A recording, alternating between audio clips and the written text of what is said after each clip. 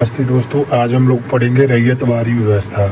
यह व्यवस्था मद्रास प्रेसिडेंसी में लागू की गई, जिसके अंतर्गत जमीन रैयत अर्थात किसानों को दे दी गई। जमीन के उपजाऊपन और फसल की किस्म के आधार पर राजस्व 3 साल की अवधि के लिए निश्चित कर दिया जाता था। पैदावार की कुल कीमत का लगभग आधा हिस्सा सरकार को मिलता था। तीसरा, मालवाड़ी व्यवस्था। यह व्यवस्था गंगा के दोआब में पश्चिम में उत्तर और पंजाब में लागू की गई। इस व्यवस्था के अंतर्गत जमीन पर गांवों के समूह, जिन्हें महाल कहा जाता था, का अधिकार हो गया। वे ही सरकार को भू राजस्व वसूली कर भेजते थे, चाहे व्यवस्था कोई भी हो। अंग्रेजों की एकमात्र नीति थी अधिकतम लाभ अर्जित करना। भारत में 1853 ईस्वी में पहली रेलवे और टेलीग्राफ की शुरुआत हो या सामाजिक सुधार के नाम पर 1829 में सती प्रथा पर रोक, 1843 में दास प्रथा पर रोक लगाना हो या 1856 में विधवा पुनर्विवाह कानून पारित किया जाना, इन सभी के पीछे अंग्रेजों की अपनी कोई स्वार्थ छिपी होती थी। और अगर कुछ निस्वार्थ भाव से अंग्रेज ने भारतीय समाज में सुधार भी किया, तो वे उनके द्वारा सताए गए भारतीय लोगों के आंसू बह गए। फिर आती है 1857 की क्रांति। 1857 की क्रांति भारतीय इतिहास के महान क्रांतिकारियों में एक थी। यह क्रांति पूर्णतः सफल तो नहीं रही, परंतु इसने भारतीय इतिहास को एक नए युग का सूत्रपात किया। इस क्रांति ने भारतीयों में अखिलता की भावना को जिंदा किया और सभी भारतीय एकमात्र लक्ष्य अंग्रेजों से छुटकारा को प्रतिबंध किया। भले ही इस विद्रोह के अंग्रेज दबाने में सफल हो गए, किंतु उन्हें यह एहसास हो गया कि भारत पर हमेशा के लिए शासन करना बेहद दुष्कर होगा। अंग्रेजों ने भारतीय का यह रुद्र रूप पहले शायद ही कभी देखा होगा। हालांकि 1857 के विद्रोह में पहले भी अंग्रेजों के कई विद्रोह का सामना करना पड़ा, किंतु क्षेत्रीय स्तर पर होते थे। 1857 के विद्रोह ने तो अंग्रेजों के होश पुख्ता कर दिए, अंग्रेज शासन की नींव तोड़ डाली और उन्हें शासन अंत नजर लगने लगा। 1857 के विद्रोह से पूर्व हुए कुछ महत्वपूर्ण आदिवासी विद्रोह, जैसे संथाल का विद्रोह।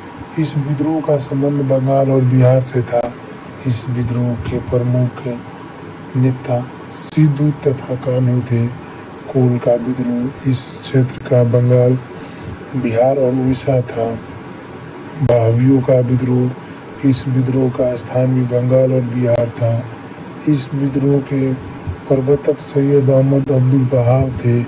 भीलों का विद्रोह, यह विद्रोह मध्य प्रदेश और महाराष्ट्र से संबंधित था। पुलिगारों का विद्रोह, यह विद्रोह दक्षिण भारत में 1795 से 1805 के बीच चला। विद्रोह के प्रमुख नेता मरुद सान्ध्यान 1853। राजा मुंडा विद्रोह, यह विद्रोह 1853 से 1900 के बीच बिरसा मुंडा के नेतृत्व में चला था। बिरसा मुंडा के महान हलचल और उसके विद्रोह के उल्लंघन का नाम दिया गया। 1857 के विद्रोह के कारण 1857 के विद्रोह के महत्वपूर्ण कारणों की विवेचना निम्नलिखित तथ्य बिंदुओं के आधार पर की जा सकती है। अंग्रेजों के मन में भारतीयों के प्रति हीनता का भावना। दूसरा, कंपनी के अधिकारियों द्वारा भारतीय जनता का शोषण। तीसरा, अंग्रेजों और भारतीयों के बीच न्याय की विषमता। चौथा, भारतीय संसाधनों का अति दोहन। पांचवा, किसान जर्जर अवस्था में अंग्रेज अधिकारियों द्वारा कृषि वृक्ष लगान उच्च दर।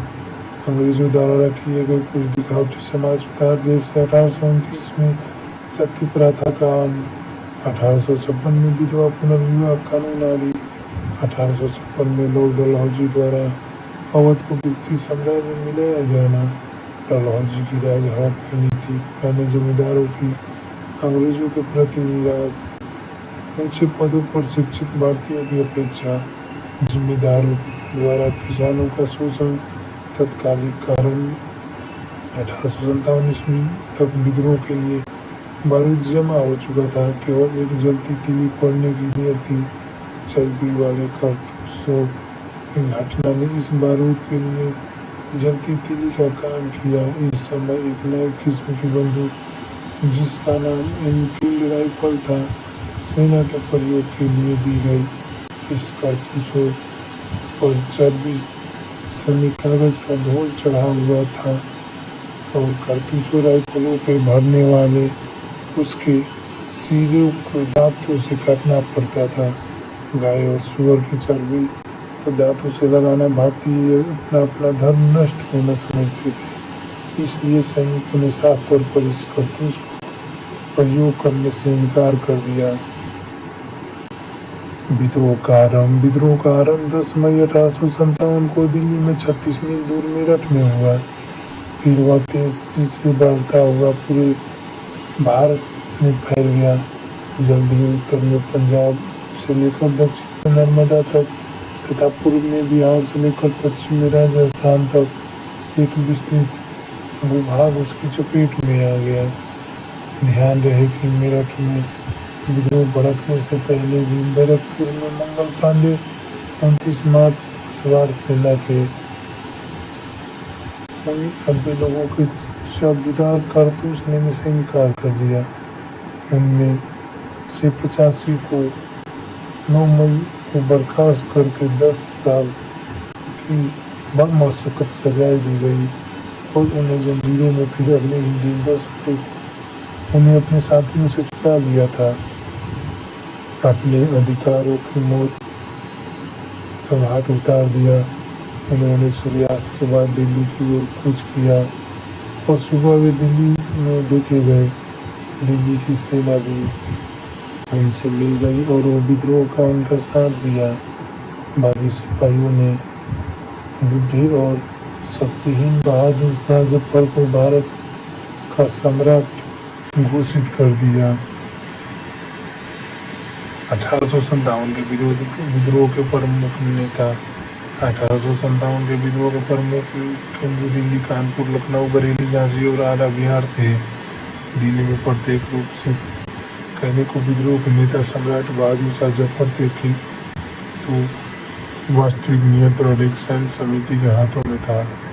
उसके प्रमुख जनरल भक्त खां थे। उन्होंने ही बरेली के सैनिक का नेतृत्व किया था। उनको दिल्ली ले आए थे।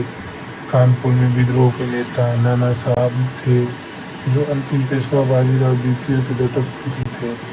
नाना साहब को अंग्रेजों ने पेंशन देने से मना कर दिया था और उनकी पैतृक राजधानी पूना से हटाकर कानपुर में रहने को बाध्य कर दिया था। नाना साहब की ओर से लड़ने का भार मुख्यतः उसके विश्वसनीय सेवक तात्या टोपे सिपाहियों पर था। अजीमुल्लाह नाना साहब के सेवक थे। लखनऊ के विद्रोह के नेतृत्व अवध की महारानी बेगम हजरत महल कर रही थी। उन्होंने अपने नाबालिग बेटे बिजरिस कदर को अवध का नवाब घोषित कर दिया।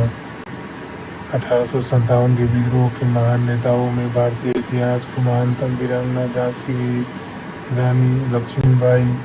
रानी की युद्ध के दौरान मजबूरी में झांसी से भागना पड़ा। तात्या टोपे तथा पुरंदर रक्षकों की सहायता से उन्होंने ग्वालियर पर कब्जा कर लिया। यह बहादुर रानी सिपाही के भेष में एक घोड़े पर सवार होकर लड़ते हुए 7 जून 1858 को वीरगति को प्राप्त हो गई। बिहार में विद्रोह के प्रमुख नेता वीर सिंह कुंवर थे। एयारा के पास जगदीशपुर के एक अत्यंत असंतुष्ट जमींदार थे।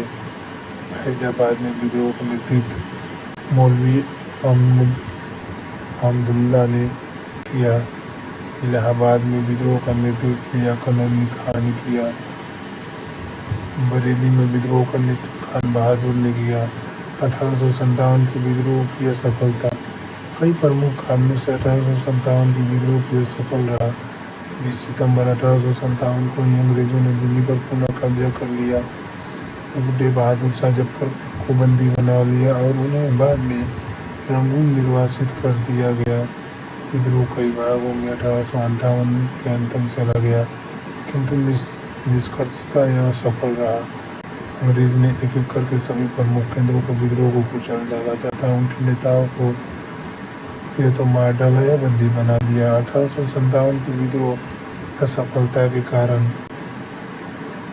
केंद्रीय नेतृत्व का कमजोर होना, सभी विद्रोह स्थलों पर संपर्क का अभाव, भारतीयों में अखिलता की भावना का अभाव, विद्रोहों के पास आधुनिक शस्त्र का अभाव, सिपाहियों में अनुशासन का अभाव, उद्देश्य की व्यापकता का अभाव, ब्रिटेन की आधुनिक का अनुशासित सेना, अधिकांश भारतीय राजाओं का अंग्रेजों के पक्ष में होना, नए जमींदारों और भूस्वामियों का अंग्रेज के प्रति वफादारी, शिक्षित व्यक्तियों का उदासीन बैठे रहना, किसानों द्वारा संकीर्ण भावना का प्रयोग, सुधाखोरों के बही खातों को जलाकर रखना, अंतिम उद्देश्य पूरा हुआ मान लेना, विद्रोह के केंद्र तथा उनसे पिछले वाले अंग्रेज अफसर दिल्ली, निकोलस, हिंदुस्तान, कानपुर,